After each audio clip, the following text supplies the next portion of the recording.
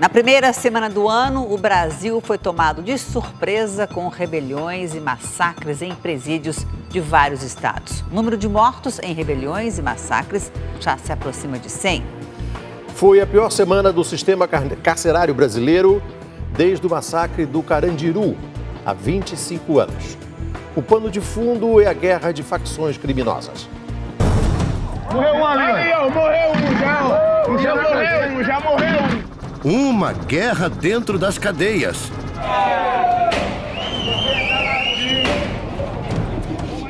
Declarada por facções criminosas que disputam o controle das grandes rotas de tráfico de drogas.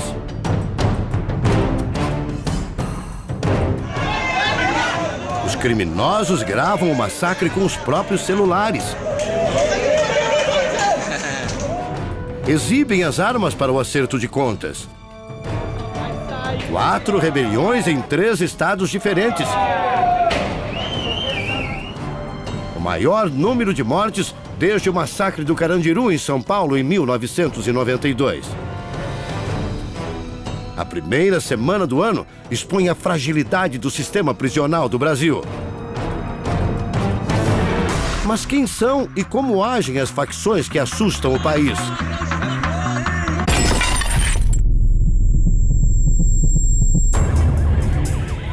1º de janeiro. Uma chacina no complexo penitenciário Anísio Jobim, o Compage, deixa 56 mortos.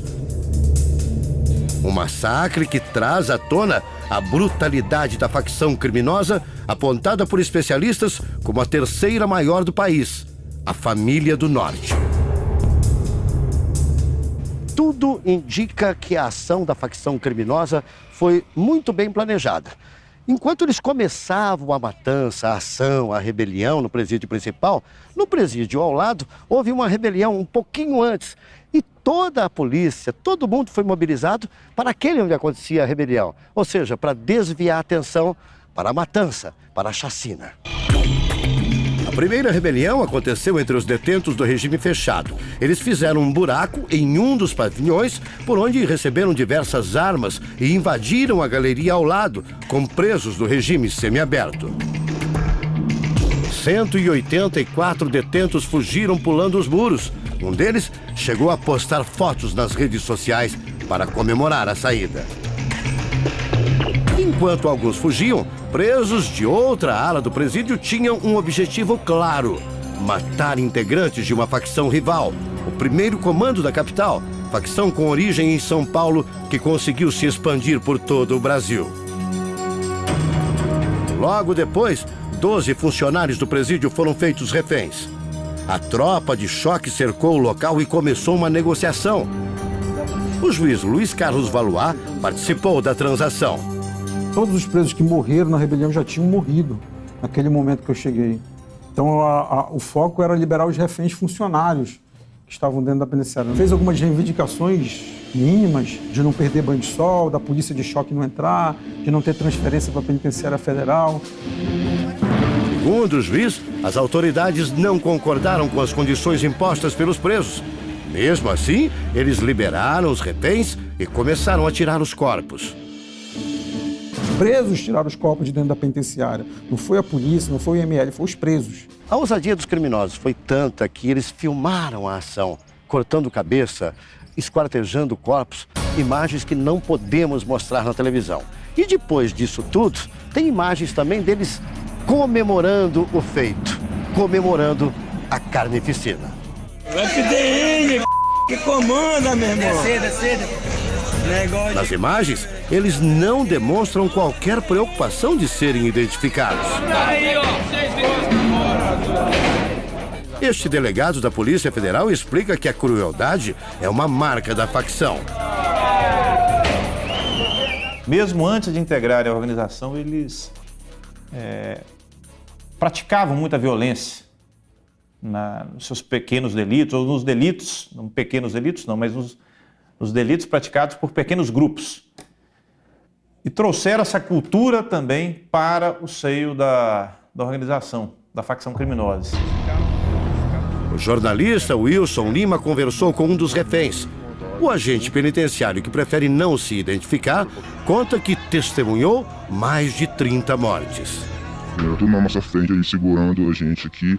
E se o agente tentasse correr e falar que tentasse correr, eles matavam todo mundo. E não era pra polícia invadir. A polícia estava tomada em cima da muralha, do portão, só que a polícia não podia fazer nada. E a gente gritava o tempo todo que, pelo amor de Deus, que a polícia não atirasse. Porque se a polícia atirasse, eles matavam a gente. Um dia depois da chacina, mais 4 presos foram assassinados em uma unidade prisional da zona rural de Manaus, totalizando 60 mortos. Ao longo da semana, a polícia capturou os 119 foragidos. O governo também decidiu transferir 284 presos do PCC que estavam no complexo penitenciário para a cadeia pública, que estava desativada desde outubro do ano passado.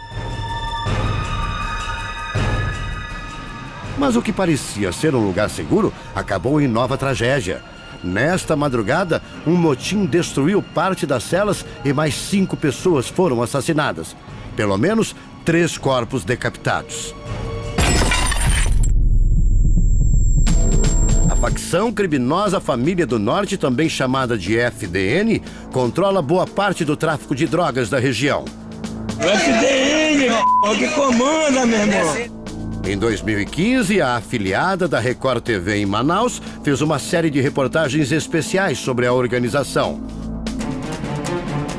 A FDN surgiu por volta de 2006. Os traficantes Gelson Lima Carnaúba, conhecido como Mano G, e José Roberto Fernandes Barbosa, o Zé Roberto da Compensa, ou Pertuba, passaram a agir segundo os moldes de facções do Rio de Janeiro e de São Paulo.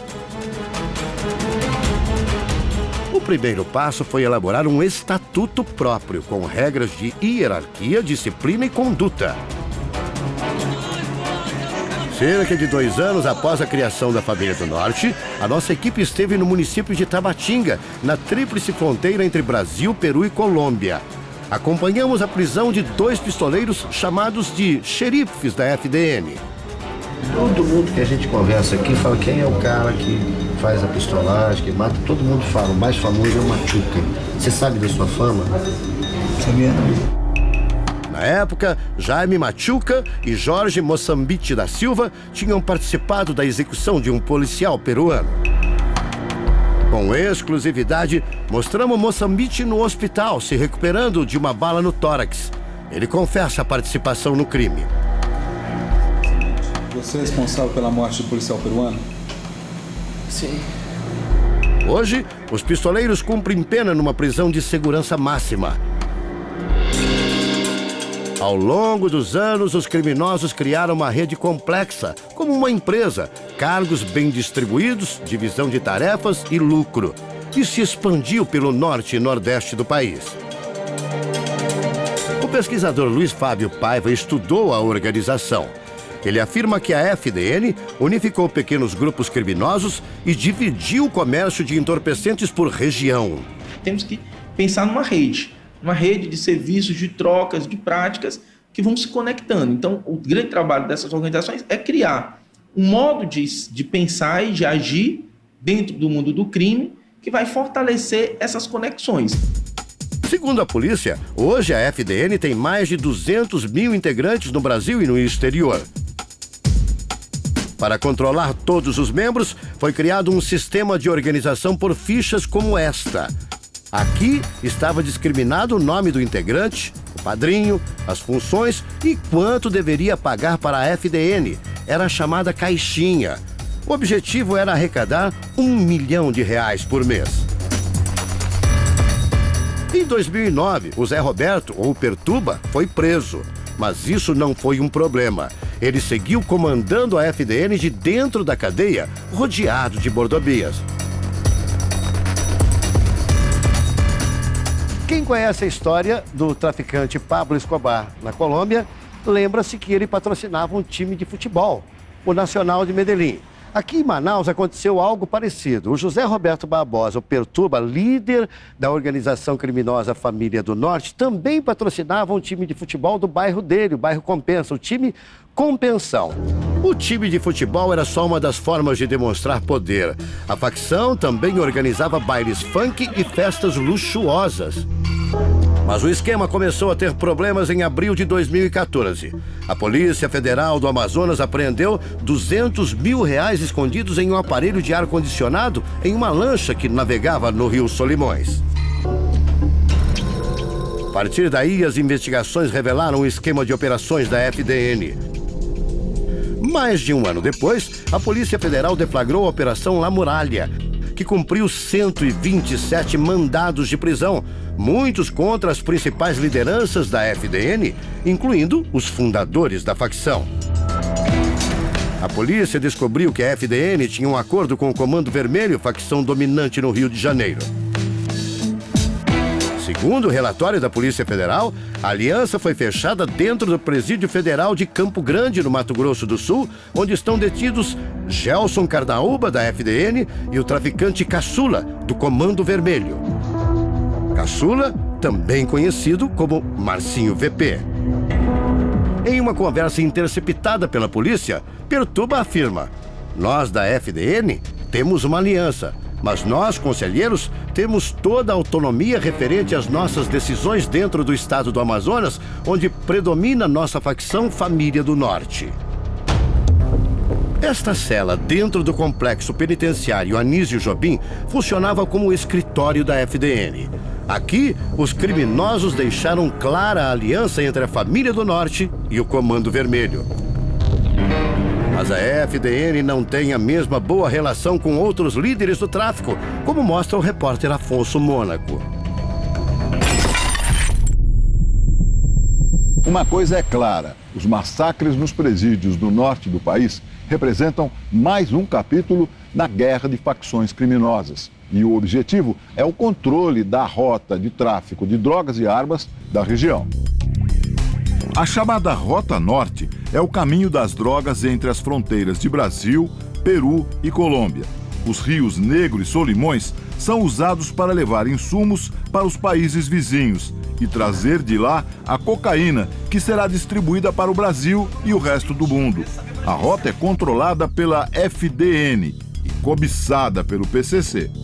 Havia uma guerra, vamos dizer assim, entre grupos, né? Um grupo hegemônico aqui no estado, querendo ter o controle de toda a cadeia do tráfico e disposta a rechaçar, a eliminar aqueles criminosos que não aceitassem as regras que naquele momento ela tentava impor. Já o confronto entre o Comando Vermelho e o PCC explodiu por causa de outra rota, que fica entre o Paraguai e o Brasil. A Gota d'Água foi uma operação cinematográfica, que é atribuída à facção paulista. Em junho do ano passado, o rei do tráfico, Jorge Rafaá, de 56 anos, foi fuzilado no meio da rua, em Pedro Juan Cabaleiro, cidade do Paraguai, na divisa com o Brasil. A ação envolveu armas de grosso calibre, que perfuraram o veículo blindado onde estava o traficante. Até uma metralhadora .50, capaz de destruir tanques de guerra e de derrubar helicópteros, foi usada. O assassinato se transformou num ponto de atrito entre Comando Vermelho e PCC. Havia um certo equilíbrio. Ali, naquele momento, se desequilibrou, porque aquela região de fronteira que não pertencia ou não era dominada nem pelo Comando Vermelho e nem pelo PCC, passou a ser dominado pelo PCC. Os traficantes de São Paulo também querem dominar o quintal dos vizinhos. Começaram cooptando aliados no cárcere e se aproximando do principal rival do Comando Vermelho, a facção Amigo dos Amigos, ADA. Recentemente teriam conquistado o monopólio da distribuição de drogas na Rocinha, na zona sul do Rio, considerado o mais rentável morro carioca. Essa facção criminosa oriunda de São Paulo, ela já está presente em vários municípios do estado do Rio de Janeiro, inclusive na própria capital. Isso é uma coisa muito preocupante, é uma coisa assim extremamente grave, e o mais preocupante disso é que o nosso estado do Rio de Janeiro está observando isso passivamente. O promotor acredita que o estado do Rio de Janeiro, mesmo com toda a crise econômica que atravessa, é capaz de controlar a situação. O principal caminho é começar a combater dentro do âmbito do sistema prisional. Nós sabemos que é no sistema prisional, é na cadeia, que as organizações criminosas se formam, se estruturam, avançam, formam alianças. Basta ver o histórico de formação das organizações criminosas. Para esta pesquisadora, o conflito entre as principais facções pode estar apenas começando. A questão é a magnitude que isso assumiu e o que isso vai desencadear a partir de agora. Me parece que o PCC não vai deixar isso barato. Provavelmente a gente vai ter uma vingança. A questão é onde, considerando que houve essa expansão para praticamente todos os estados. A incapacidade do Estado de fazer a gestão cotidiana e, inclusive, de ter se antecipado a essa rebelião que resultou em tantas mortes. Segundo ela, as execuções deste início de ano só trazem à tona a falência do sistema prisional do país. A gestão dos presídios e de um preso custa caro, cada vez a gente encarcera mais e a gente não consegue reduzir os indicadores de criminalidade, o crime se organizou mais e se expandiu e a gente não aumentou a sensação de segurança da população. Então veja, essa política de encarceramento em massa, o que ela produziu de positivo? Nada. Esta mulher, que prefere não se identificar, é esposa de uma das vítimas do massacre em Manaus. Segundo ela, o marido sabia que um ataque estava prestes a acontecer e pediu ajuda. Ele tinha pedido, eu quero que tu vá lá ver se tu consegue minha remoção daqui para o batalhão. Eu disse, não te preocupa não, amanhã eu vou lá, vou atrás de um advogado e vou te tirar daqui para te terminar de cumprir tua pena. Ela e dezenas de familiares das outras vítimas passaram a semana toda na porta do Instituto Médico Legal.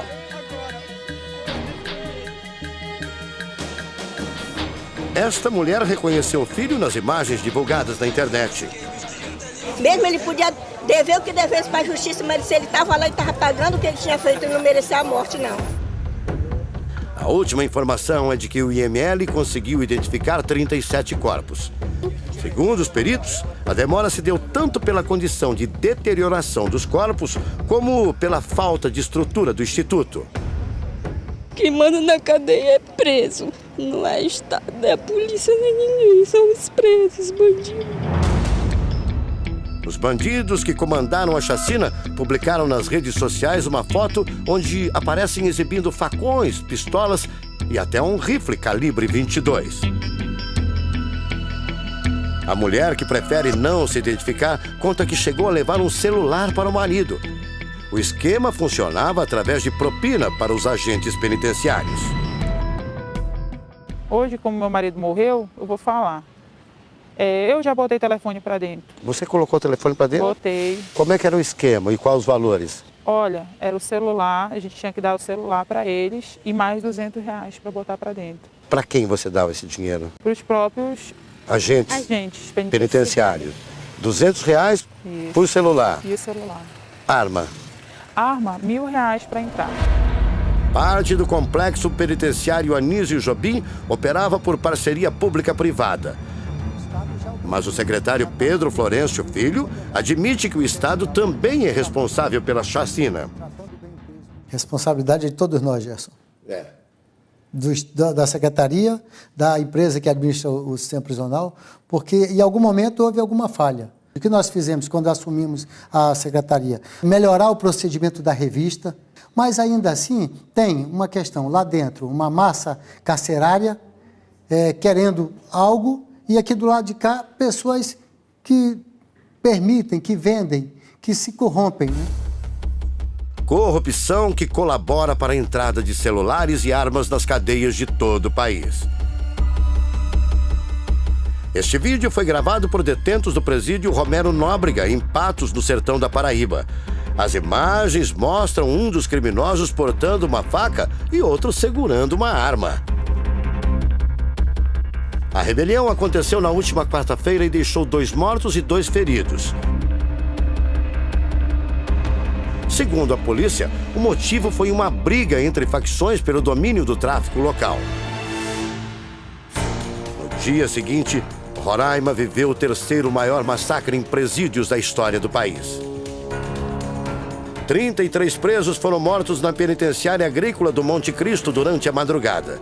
Segundo o governo, as mortes também foram provocadas por uma disputa de poder. Todos que foram mortos ali eram neutros, não tinham participação efetiva em nenhuma organização criminosa. Então não houve um confronto, houve uma matança generalizada. Neste sábado, durante uma revista, a polícia encontrou 2 corpos enterrados que pode ter relação com a matança.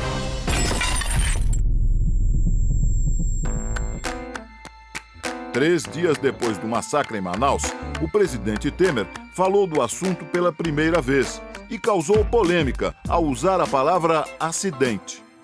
Eu quero solidarizar-me com as famílias que tiveram seus presos vitimados naquele acidente pavoroso. Neste sábado, o presidente conversou sobre o assunto com a ministra Carmen Lúcia, que comanda o Supremo Tribunal Federal. O ministro da Justiça, Alexandre de Moraes, acredita que a briga entre facções é apenas uma das causas das mortes violentas em Manaus. Há a questão das facções, obviamente que sim, mas há a questão também que agora ficou ciente por parte do Poder Público Federal de que havia um planejamento de fuga. Então deve-se apurar se, na verdade, toda a confusão e as mortes passaram a ocorrer para que as lideranças pudessem fugir ou não. No final da semana, o governo divulgou um novo Plano Nacional de Segurança, com uma série de medidas para reduzir a violência no país. Entre elas, construir prisões e reduzir a superpopulação carcerária em 15% até 2018. Hoje o Brasil tem 622 mil presos e apenas 372 mil vagas em presídios. A prisão onde aconteceu o massacre em Manaus estava com o triplo da capacidade de detentos. Segundo os especialistas, para derrotar o crime organizado, é preciso repensar o sistema como um todo. Internamente vale tudo e não há disciplina. Então, esse sistema precisa ser totalmente mudado. E não é construindo presídios, não é se tentando bloquear celulares, quando se tem um corpo de agentes corrompidos e não preparados. É a mesma coisa de se colocar um esparadrapo em face de uma fratura exposta. O FDN que comanda, meu irmão. Descer.